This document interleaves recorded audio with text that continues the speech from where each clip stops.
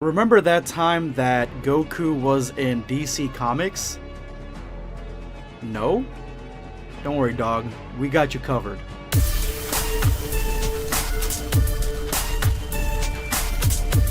Prepare yourself, dancing. If you are new to the channel, make sure to hit that subscribe button and turn on notifications. That way you never miss a video. There aren't many characters in the West that can really come up to Goku's strength and ability level, except for maybe Superman. So DC Comics has quite a few super beings, superheroes, and villains that actually come up to par with Dragon Ball characters. It's one of the very few fictional universes that can really contend with some of the characters in Dragon Ball. So throwing Goku in a DC comic is almost a no-brainer. It's completely easy, barely an inconvenience. And that is exactly what Geeks for Fun has done.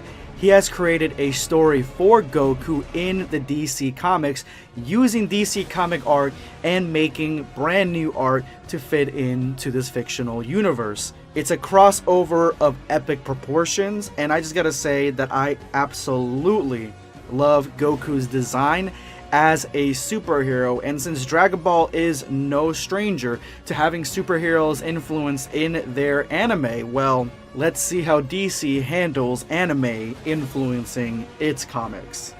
Hey there folks, I'm a geek for fun, Dragon Ball and DC / Marvel comics, what if YouTuber and storyteller. On my channel, I like to do stories that focus on mainly its crossovers, but occasionally we do original stories. The biggest one of those, and our most prominent series on the channel, is Dragon Ball DC. Now Dragon Ball DC is the story of imagining what would happen if Krypton was swapped places in the multiverse with Planet Vegeta. So Planet Vegeta would now be in the DC universe instead of Krypton, replacing the Kryptonians with the Saiyans and all the repercussions that one change would bring to the universe. Part of my reasoning for doing this was, as a big comic fan and a big fan of anime and manga, I always was disappointed at seeing all the debates you see between different factions. Goku would beat Superman. Superman would beat Goku. This one's lame. This one's bad. You know, you've all seen the fights, I've imagined. And I always just thought it was quite ridiculous when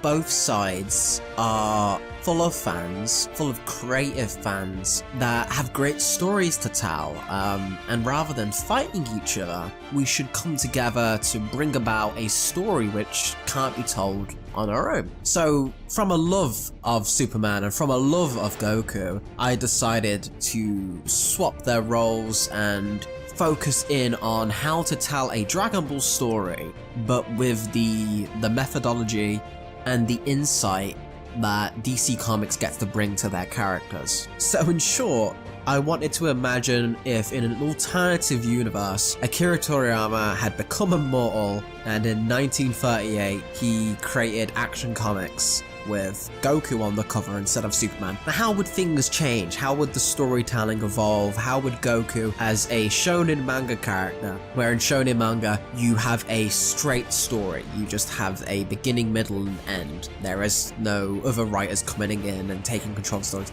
How would Goku change in a world where he could have one-off graphic novels, where he could have other writers and different artists reimagine what Goku would look like? If you've seen the fantastic art we have of Goku, the superhero costume, that's done by our beautiful friend Sir Bisa. You can go check out his work on Twitter. Fantastic, fantastic talented artist who's brought to life a lot of the concepts we wouldn't have been able to depict properly without his beautiful, beautiful artwork. Well, with that all said, I suppose you're all just wondering, well, Geek for Fun, if you swap the universes, does that really change all that much? What would be the story in this what if? Without spoiling, I'll give you a brief rundown. So, Planet Vegeta is incredibly different than Planet Krypton. For one, there exist two races on Planet Vegeta, the Tuffles and the Saiyans. The Saiyans had been moved there centuries ago after whatever incident made them leave planet Sadala. So in this world, we've taken the Saiyans once they've landed on planet Vegeta with the Tuffles and thrown them in DC. Now, in DC, unlike in the main canon, where the Saiyans kind of ran about amok and took care of weaker races, strong races, but no one could really stand a test to them. You'd certainly have people who are stronger than the Saiyans, such as Frieza, Zarbon, the Ginyu Force, the Doria, all of them, but by and large, the Saiyans were the strongest average, like pound for pound, individual Saiyan would go to a planet. They'd normally be able to take it out if they went grade 8. In DC, however, there are a lot more races such as the Tamaranians, Thanagarians, Daxamites, etc., who can put up a fight, who don't go down so easily, who could beat the Saiyans back.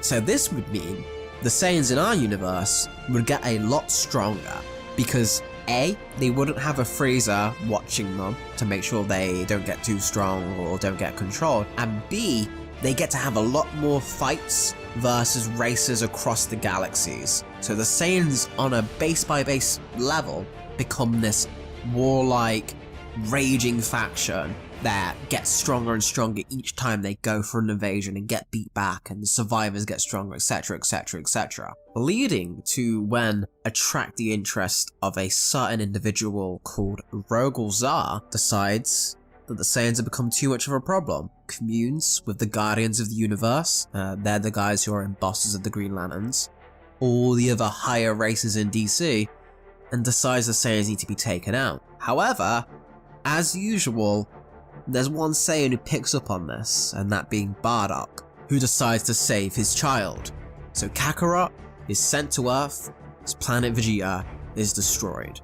On Earth, without a Grandpa Gohan, who raises Goku. Well, in this world we decide to make it the obvious and simple answer would be to have him be raised by the Kents.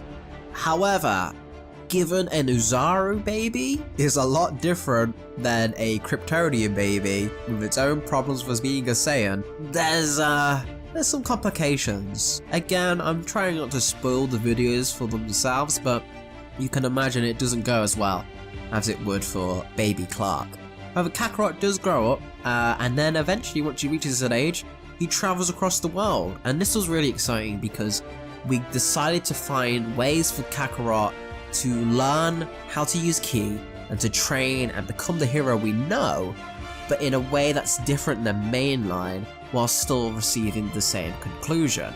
So instead of meeting Master Roshi, he would train against Ra's al Ghul, I Ching, Lady Shiva, David Kane, all these fantastic martial artists in DC, while also meeting a couple of different people along the way.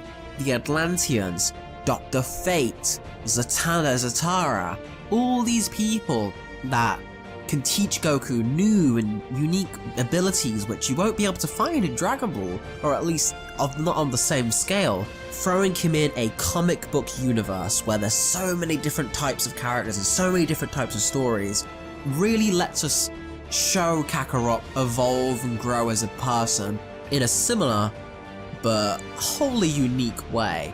So Kakarot goes across the world, he does all of this, and then eventually he hears about the most powerful man in the world, that being Lex Luthor. Lex Luthor in Metropolis being the richest and most powerful man in the world. To Goku's mind, the powerful means strong.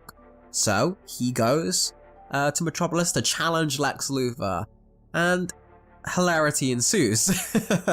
I'll leave that to your imagination and the videos themselves, but that's how Kakarot decides to make Metropolis his base of operations, where Kakarot becomes a hero there kind of by accident, of just fighting people and saving people being in his better nature, but he's not a superhero, he is not a champion for good, he's not deliberately doing these things outside of just being nice. He's still Goku. Goku almost having that selfish tend is he's mainly fighting people just because he wants to fight them. Of course, he gets a superhero outfit, gets to meet Jimmy Olsen, gets to meet Lois Lane, all of these different things, and eventually meeting the Justice League, Batman being a major character in Kakarot's story, as Bruce Wayne was also around the world traveling at the same time as Kakarot, so they met up a few times, and Bruce Wayne's quite distrustful of superpowered beings, so seeing Kakarot, who's not only incredibly powerful, but kind of selfish, kind of an idiot,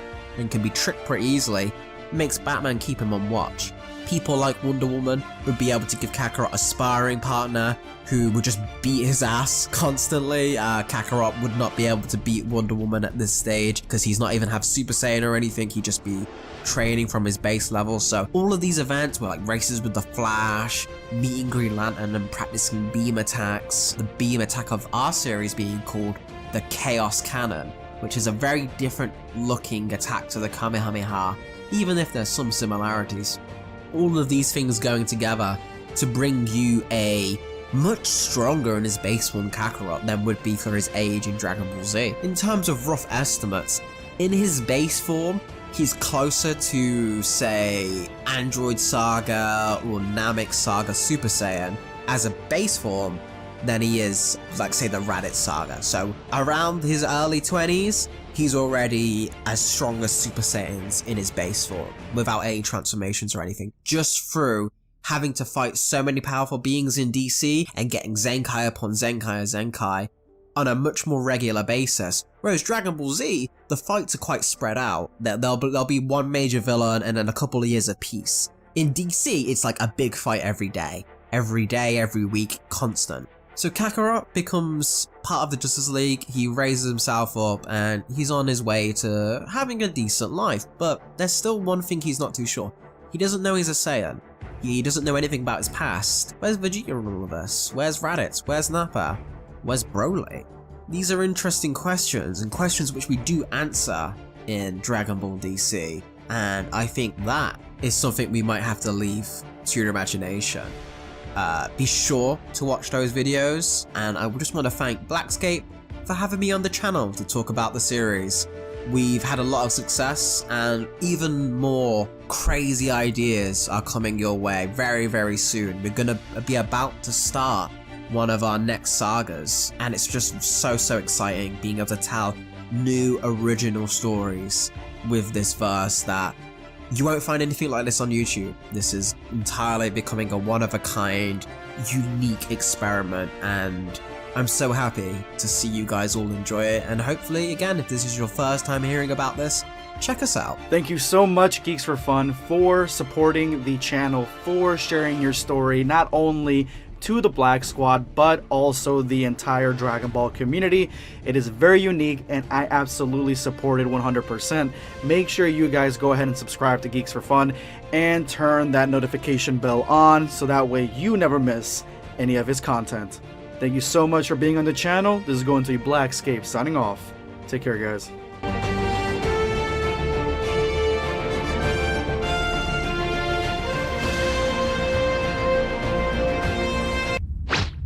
Subscribe for more content.